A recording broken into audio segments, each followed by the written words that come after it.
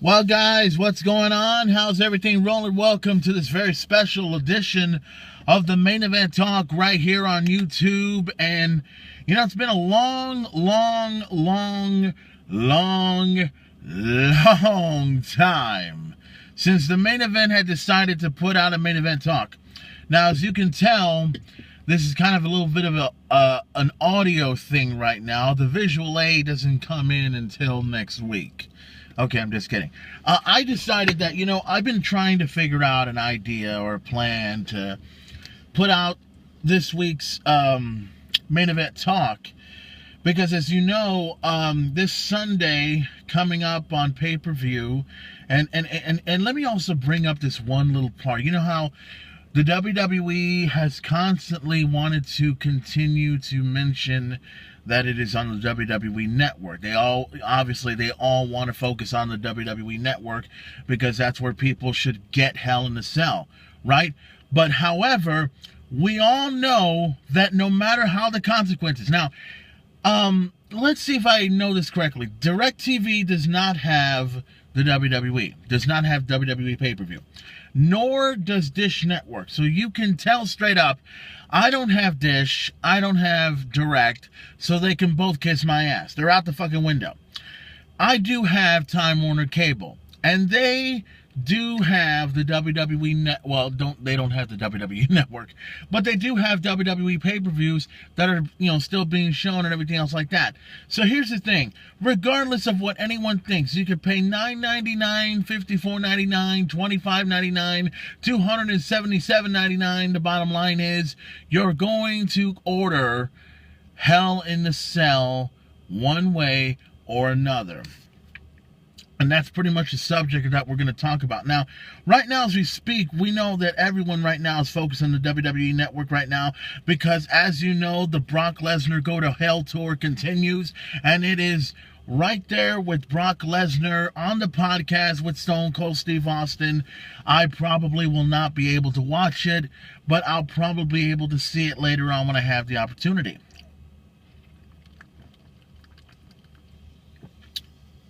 I'm sorry, I have to apologize. I have a Coke in my hand. Yes, I have a Coke in my hand. I feel the need to drink it because I'm a little thirsty, but that's how it goes. So, what's to talk about? Obviously, we're going to talk about Hell in a Cell. Obviously, we're going to talk about The Undertaker versus Brock Lesnar. I really want to focus on that a whole lot because I know a lot of people have been wanting to know my opinions and my thoughts about The Undertaker versus Brock Lesnar and everything else like that. And I know that there's a lot of other people that want me to also talk about, what I think about this whole thing with Seth Rollins versus Kane for the WWE World Heavyweight Championship. Everything else. Let's see what I can, I think I'll focus on, well, obviously, I'll think about. I'll go ahead and talk about Seth Rollins and Kane for a moment. And this is the obvious thing that I see here. First of all, tonight's episode of Monday Night Raw was great because of a few reasons. The Undertaker appeared. Stone Cold Steve Austin appeared, which was always great. Shawn Michaels appeared. Ric Flair, of course, he appeared as well. And, of course, the Beast Incarnate, Brock Lesnar, he made his appearance as well alongside with Paul Heyman. The thing that was so funny about this episode was that there was no Kane involved, and corporate Kane was suspended. So, and should that be a surprise to anybody that he was suspended? Duh. But I was really hoping for Demon Kane to show up in this episode, which he never did.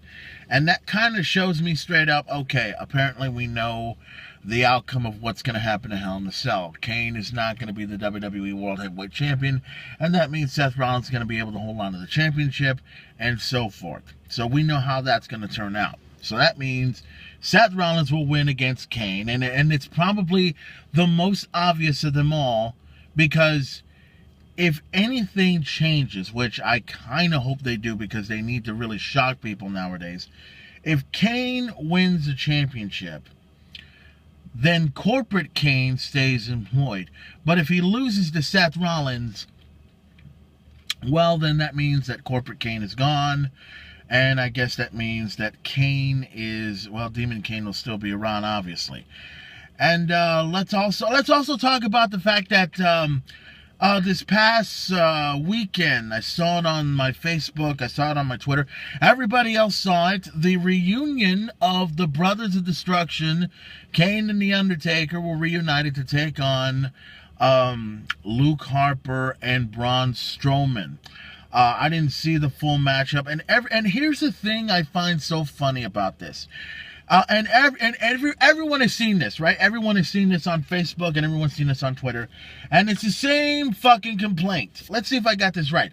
You actually want to see the Brothers of Destruction and the Wyatt family on the WWE Network, right? Here's the thing. Don't you think they would have known to do something like that? Duh. It would have been so simple. But I bet you $1 million, nobody knew that The Undertaker was coming. That could have been a possibility. I think there's some people that did know The Undertaker was coming, but they're not going to go ahead and just display the WWE Network over in Mexico. You're not going to do that.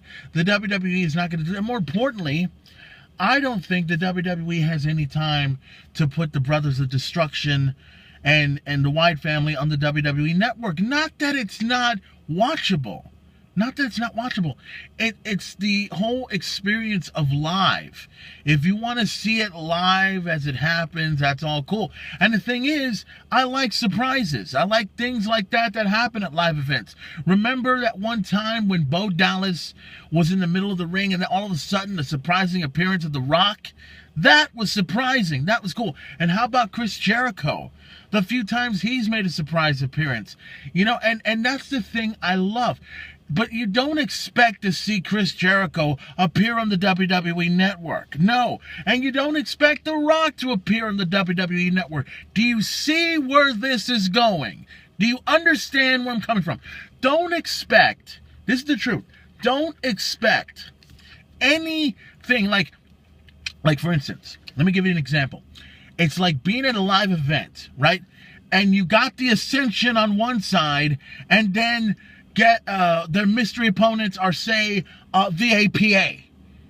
All of a sudden, you see John Bradshaw Layfield in the middle of the ring, alongside with his tag team partner, Ron Simmons, the APA. Do you really expect the WWE Network to appear and have that being shown all over? No, it's not going to happen.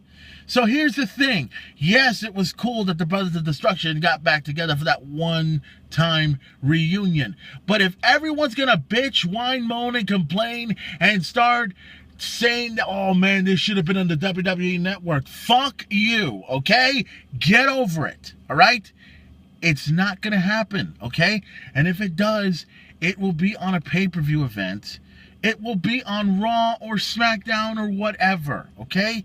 So just shut the fuck up about, oh, well, this should have been on the WWE Network. Shut up, all right? Be quiet. We don't want to hear that, okay? Now, let's move on from the Brothers of Destruction. We've talked about Seth Rollins. We've talked about Kane. Let's talk about, what else can we talk about? Obviously, I think, there is one subject in particular that I do want to talk about. I want to get into Brock Lesnar versus The Undertaker, but I want to get to that in a moment.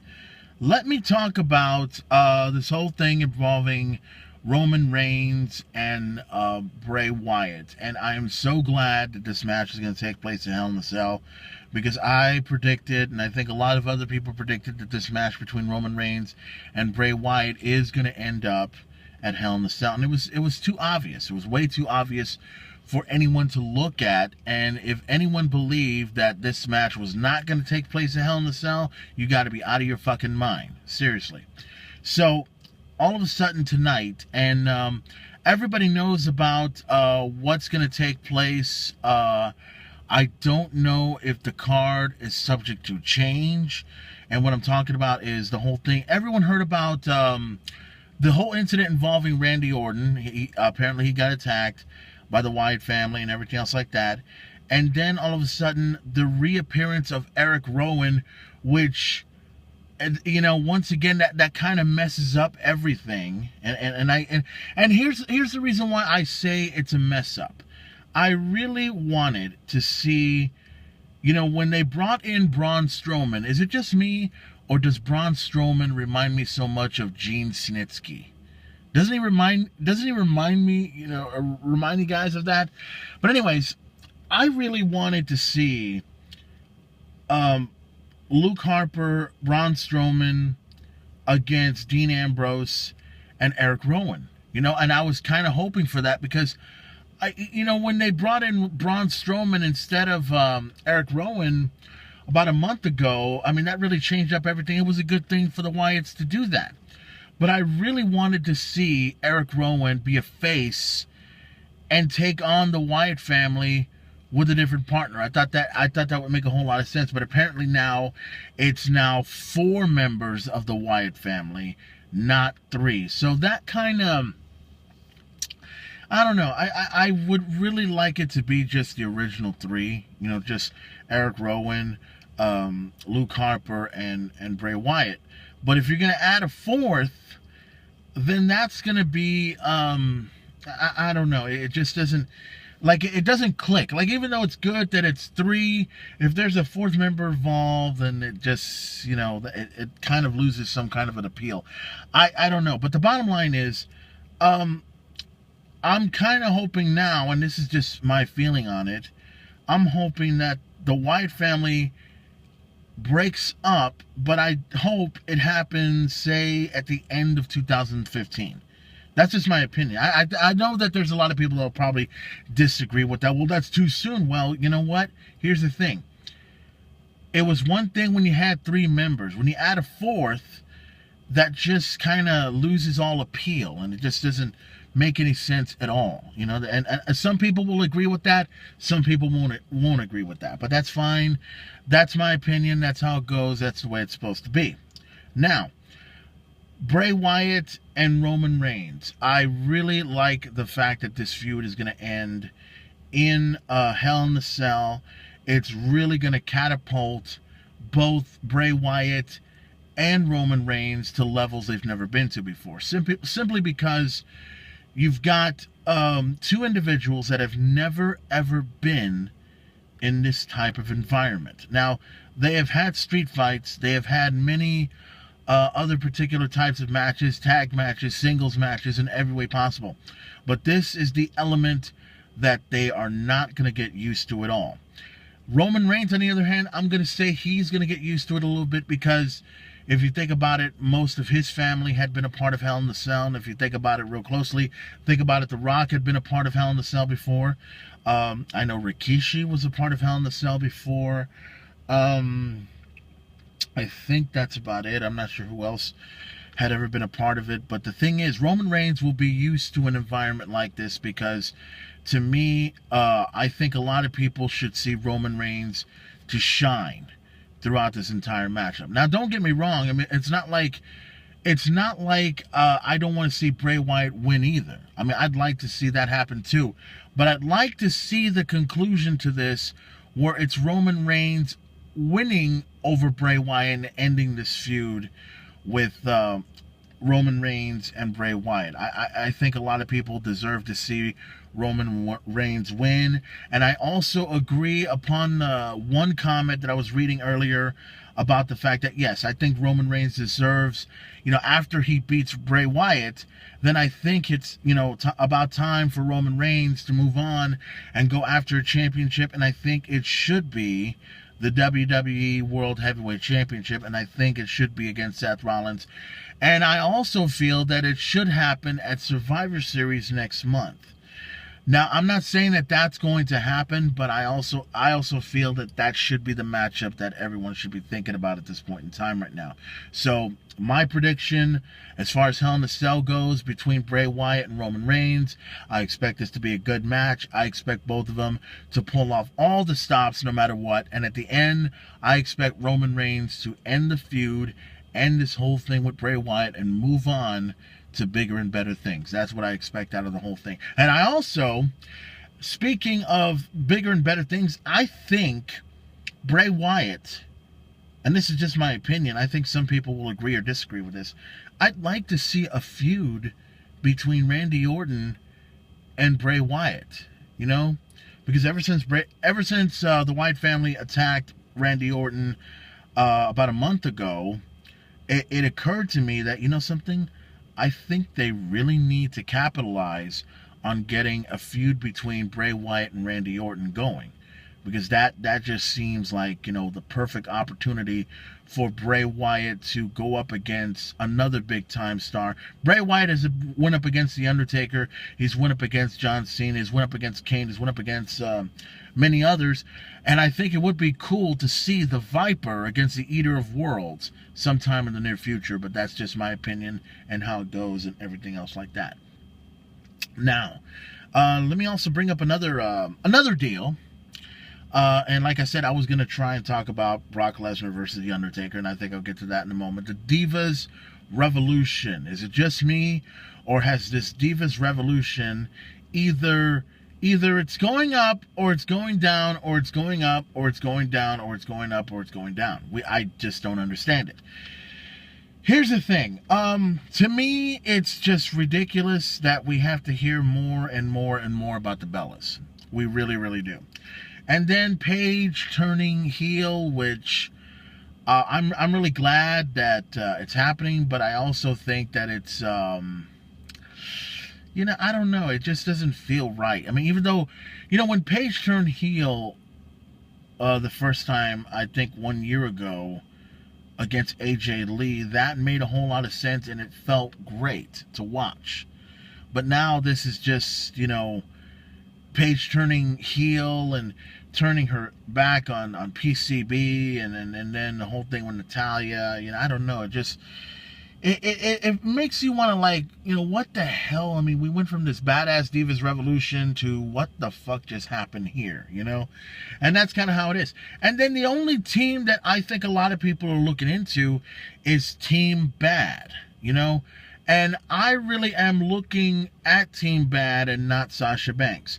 Not that I don't like Sasha Banks, because I feel in the near future we're going to see Sasha Banks become the next WWE Divas Champion in the near future, and that's going to happen.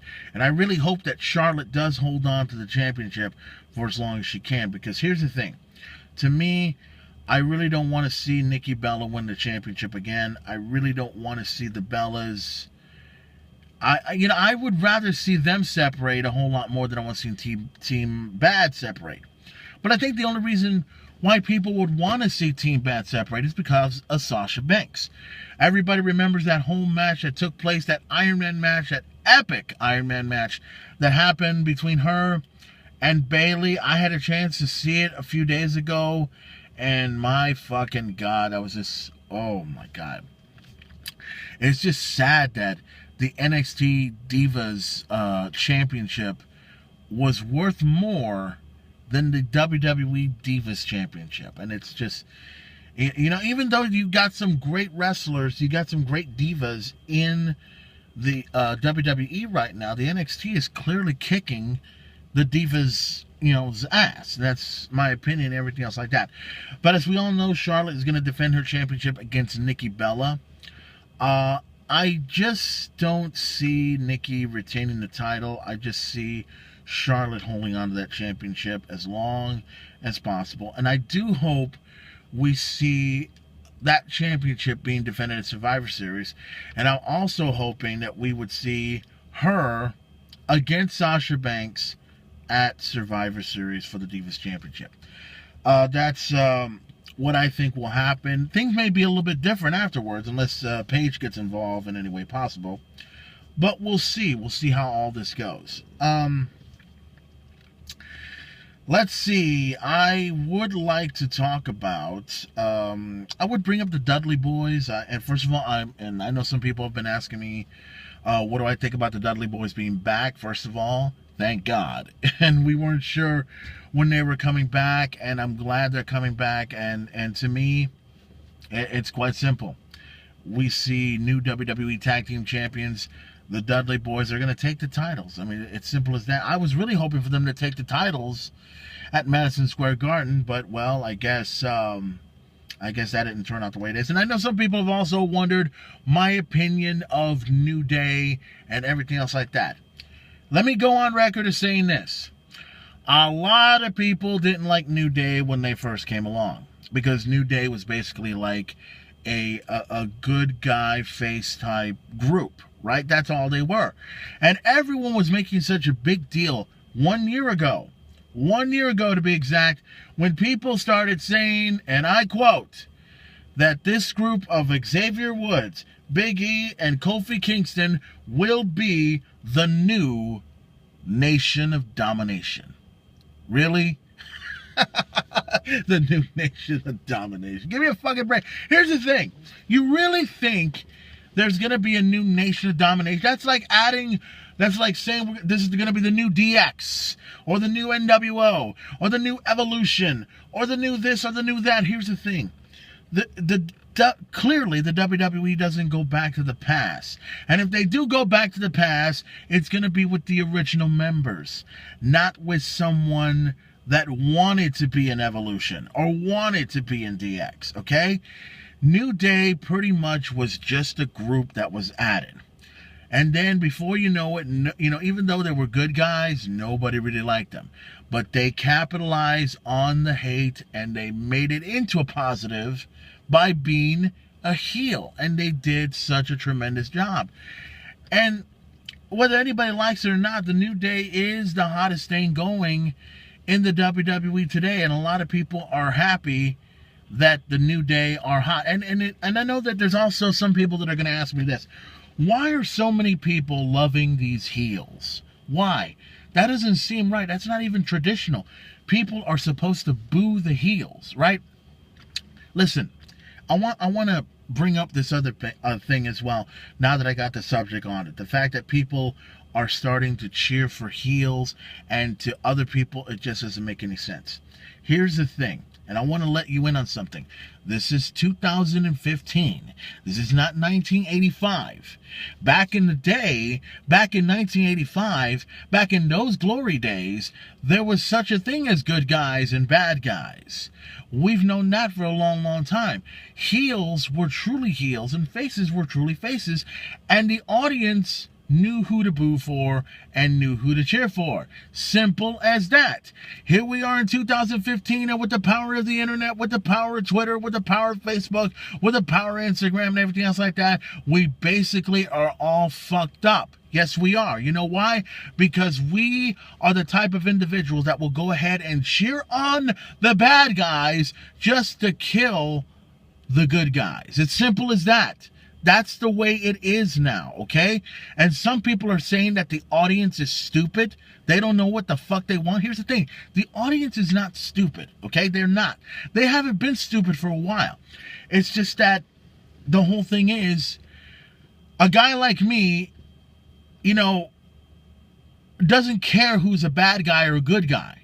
As long as they're talented enough to do what they do, as long as they can draw people, draw ratings, get people to come watch the show, and then keep doing what they're doing every single time.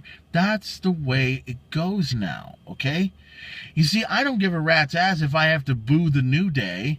I still boo the New Day, everything else like that. And the same applies with, say, Kevin Owens. Everybody can give me this shit about, oh, well, Kevin Owens is this fat fuck that can't fucking wrestle for shit. Here's the thing.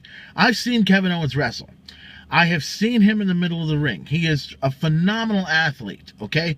And I've seen him in Ring of Honor. I've seen him in NXT. He's tremendous. Like I said about the Shield a long time ago, before you decide to go ahead and start judging, before you decide to go ahead and start saying that this guy and this guy and this guy sucks, give them a little taste for a bit. See what they are, know what they are, and know what they do. Because if you're just going to go ahead and judge right away and say they completely suck, then you don't know shit, okay? As far as I'm concerned about Kevin Owens, I like the guy.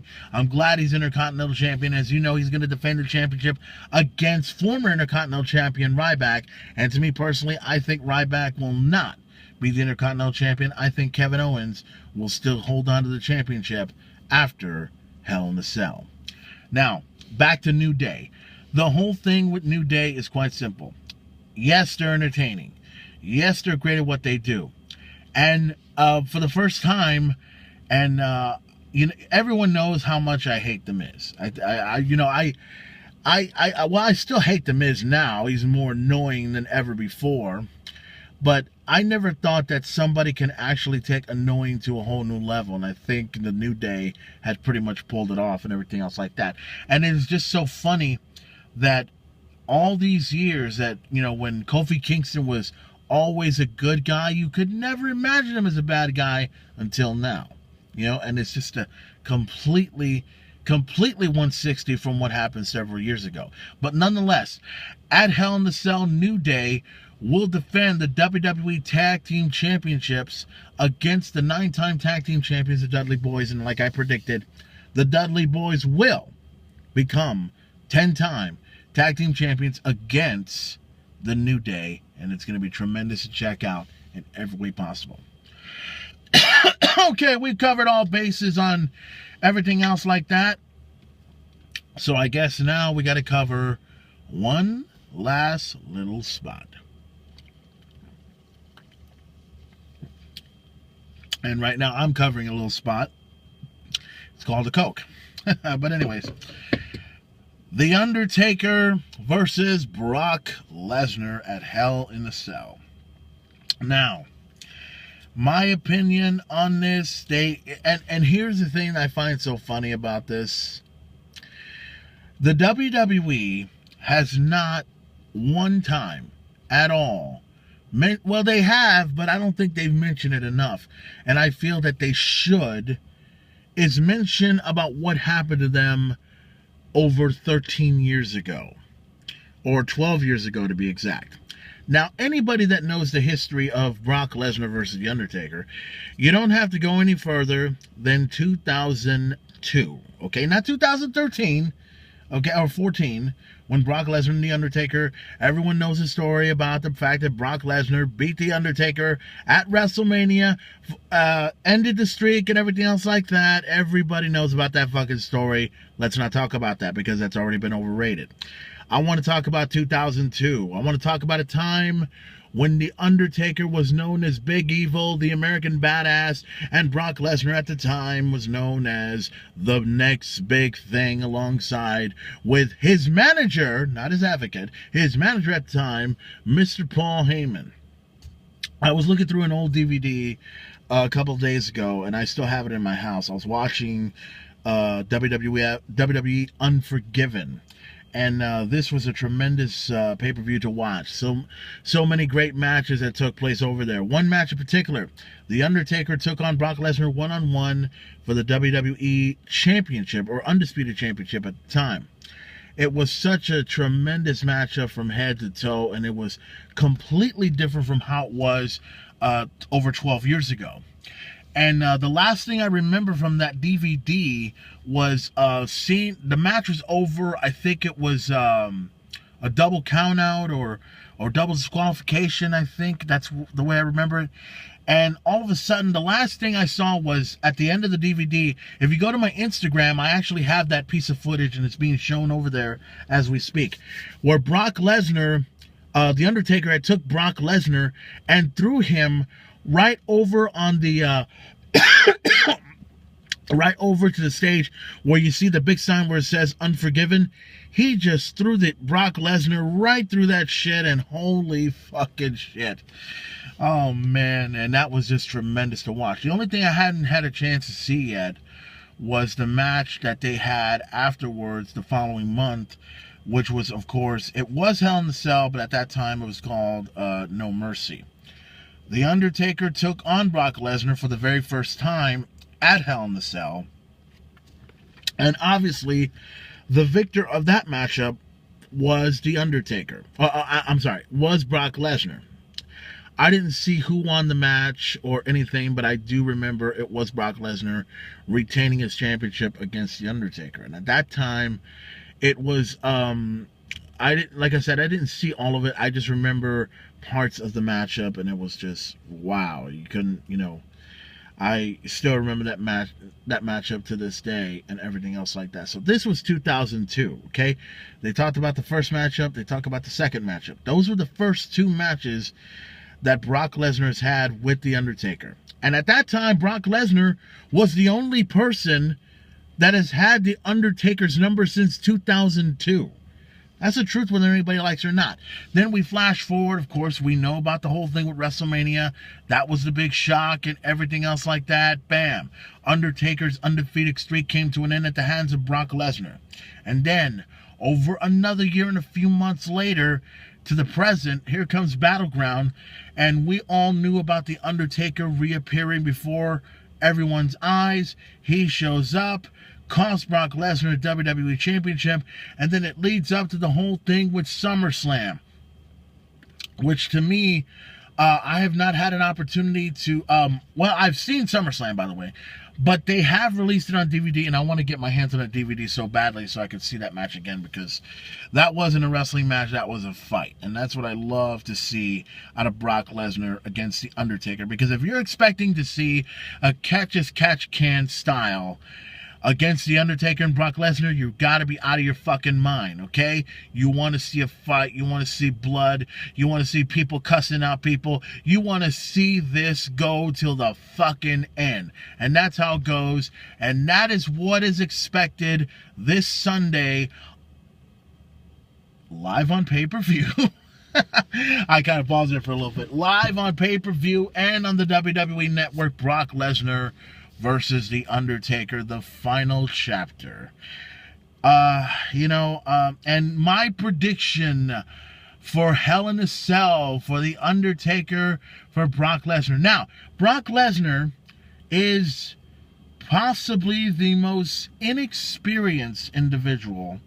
And I say inexperienced because even though Brock Lesnar has been in cage fighting and, UFC and everything else like that, this is a different environment. Even though Brock Lesnar did defeat The Undertaker 12 years ago, this is a much different environment.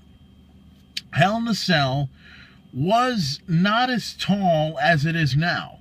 If everybody remembers how that cage was elevated, 2006 was when the cage was even higher than it once was. Now, and I say Brock Lesnar is inexperienced in this one. The Undertaker has had many experiences in Hell in a Cell. The same applies to Triple H. Shawn Michaels has been in, I think, 2 or 3 Hell in a Cell matches. Stone Cold's been a part of it. Kurt Angle. The Rock's been a part of it. Mick Foley's been a part of it, of course. So many great superstars have been a part of Hell in a Cell. So this will be Brock Lesnar's second time being at Hell in a Cell. Of course, The Undertaker has taken on Shawn Michaels. Of course, everyone remembers the epic matchup between The Undertaker and Triple H at WrestleMania 28, the end of an era, featuring Shawn Michaels as special guest referee. So, my prediction, who do I think will win in this epic final chapter?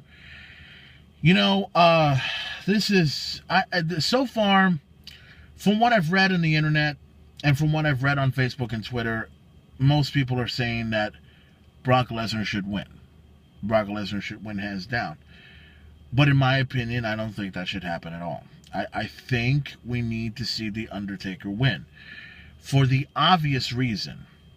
Because Undertaker wins and he moves forward.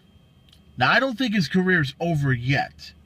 Because I think there's still a lot of people that want to see Sting versus The Undertaker. Now, as you know about Sting, he got injured at the hands of Seth Rollins at Night of Champions, and we hadn't heard from him or seen him since.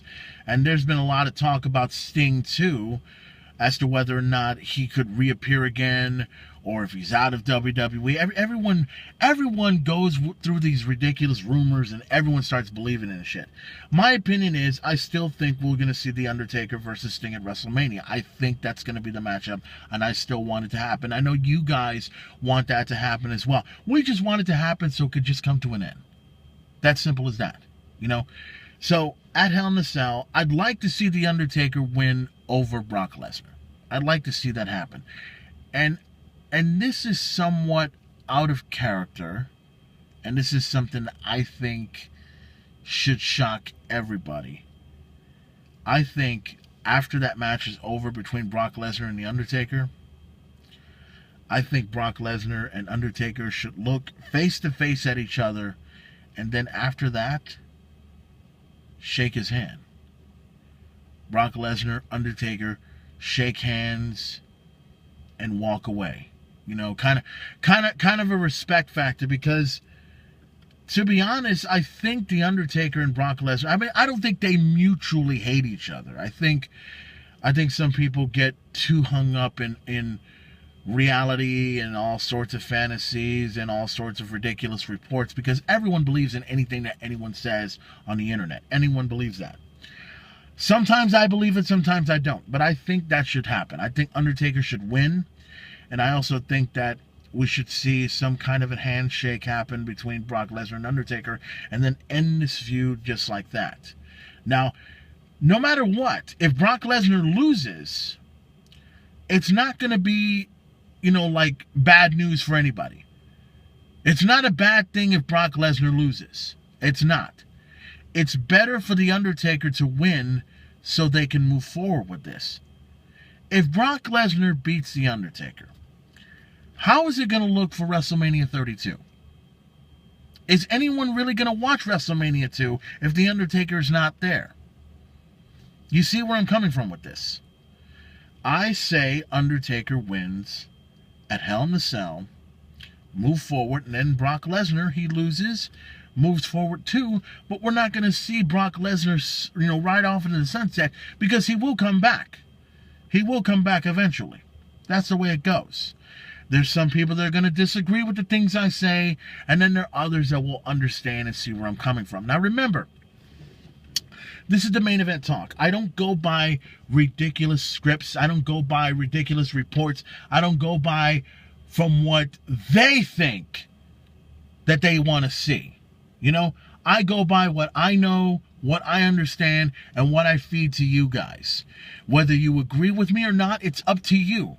That's the way it goes. And like I said, on this Main Event Talk, I don't go by ridiculous reports. I don't go by ridiculous things that people believe on the internet. I go by what I know, and I go by what I say. That's the way it goes. And that's why you guys listen to this episode.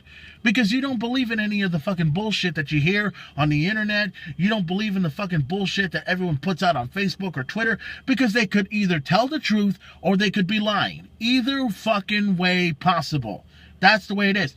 And let me also dispute this one little thing. And I want to get this out of the way before I end the show.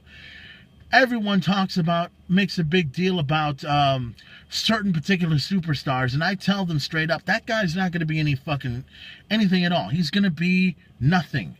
And everyone makes a big deal out of somebody become a world champion. I'm the one that goes ahead and starts saying, hey, you know, that guy's not going to be fucking shit. He's not going to be a world champion. No, hell no. And then everyone starts giving me all these statistics. Well, he was trained by Ric Flair. He was trained by Killer Kowalski. He was trained by Gorilla Monsoon. He could be trained by the Dallas Cowboy cheerleaders, and it wouldn't mean a fucking thing. All that matters is if the WWE pushes that individual. That's how it goes. That's why I've made an example out of, well, one person in particular that I've made a true example out of is Damien Sandow. Now, once again, you know, we haven't heard anything from Damien Sandow in a long, long time, have we? Several years ago, people were telling me that he's going to be the next big thing. He's going to be the next big star. He's going to be hotter than any, and my favorite comment of them all, he's going to be better than Ric Flair. Well, we know where his career is going, and he hadn't gone anywhere since. And, you know, personally to me, I wouldn't mind seeing Damien Sandow again, but if they start out with Damien Sandow again, he needs to start with a different character. And be something different, and not like something that's already happened, like the Macho Man or Stone Cold or anything else like that. Because, look, I'm always going to be an individual that's going to look at someone and say, that guy's going to be a star.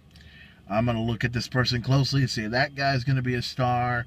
And then if I see someone that doesn't appeal to me, I say that guy's going to drop to his fucking head and say he ain't shit and then go right back to wherever the fuck he came from. Because he doesn't belong in this business we called professional wrestling or sports entertainment or however you want to call it. So with that being said, that's going to do it for this edition of this episode of the Main Event Talk. And I'm glad that you guys are getting the opportunity to listen to this, because I know it's been a long time since the Main Event has said anything on YouTube at all. And now I finally get to speak what's on my mind like I do every single time. So with that being said, don't forget to check out Monday Night Raw, as always. Don't forget to check out, let's see, as a matter of fact, NXT coming up this Wednesday on the WWE Network. Of course, Impact Wrestling on Destination America. Ring of Honor on Destination America. There's a lot of hot things happening with Ring of Honor as well. Of course, WWE SmackDown taking place on Thursday nights, not Friday nights, remember that. And, of course, everyone's been asking me, when is Lucha Underground coming back? Expect it to return until 2016, folks. I can't wait for that. And word is, there's some particular talents that have been looked at by WWE from Lucha Underground that could possibly go to NXT real soon in the near future. So I can't wait for that. And also, I know there's some people that have been wondering about what I think about this whole World Title Series on Impact Wrestling. Do I think it's good? Do I think it's bad? Do I think Ethan Carter III deserved to lose the title and everything else like that? I want to give my opinion on that one real soon in the next episode when I have the opportunity. So, you know, when you can, check it out. And like I said before, guys, check out everything that I just mentioned from the WWE Network. Of course, you can check out WWE Hell in a Cell this Sunday live on pay-per-view or on the WWE Network. You can get it for only $9.99, or you can get it on pay-per-view for only $54.99 or $757.99, and get a Taco Bell burrito for only $9.99. I feel I need to go to the store and get myself a 12-pack of beer for only $9.99. That's how it goes. So, and also, check out all of my latest episodes of the Main Event Talk, including this one that you're listening to right now, and all the latest ones and everything else like that. And hopefully, guys, I'm not going to promise anything. I'm just going to say straight up, we may have another Main Event Talk soon. I hope I get another Main Event Talk out soon, because goddamn, I have not said anything. I've not done anything. I've been wanting to get on this fucking, you know, I can't say podcast because it's not a podcast. But I've been wanting to do my show for a while, and whether, you know, sometimes I'll either do it face-to-face to you on the camera, or I'll just lay it down in a car and just tell you what the fuck I'm thinking about at this point in time right now. But nonetheless, thank you for listening to this episode of the Main Event Talk, and I'll hopefully see you guys real soon. And once again, don't forget to check out this Sunday, live on pay-per-view and on the WWE Network, it's Hell in a Cell. The Undertaker versus Brock Lesnar at Hell in a Cell, the final chapter. Who will win on this epic final matchup? And also for the WWE World Heavyweight Championship, Seth Rollins defends the championship against the Demon Kane. Will Seth Rollins hold on to the championship and see Corporate Kane come to an end? Or will the Demon rise from the grave and take the championship and Seth Rollins' soul in every way possible?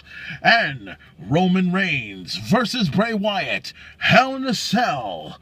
Will Roman Reigns get his redemption against Bray Wyatt, or will the Either of Worlds tell Roman Reigns to follow the buzzards? You can't put anything epic over on me, because there's nobody that can do what I can do. And by the way, just before I end this, I don't go by a script. I don't go by paper. I don't go by anything. I just say what's in my heart, what's in my mind, and that's how it goes. And by the way, to the other people, especially to the ones that have a Main Event Talk of their own, here's the thing. You can give out your prizes. You can give out your predictions. You can give out whatever you want. But at the end of the day, people are going to look at this main event talk and say, my fucking God, this guy knows what he's talking about. He's not full of shit. He's not going by what the people are talking about. He's going by what he says, because that is who he is. The main event. Why? Because I can and I want to. Any questions? Enough said. It's time to go to hell. I mean bed.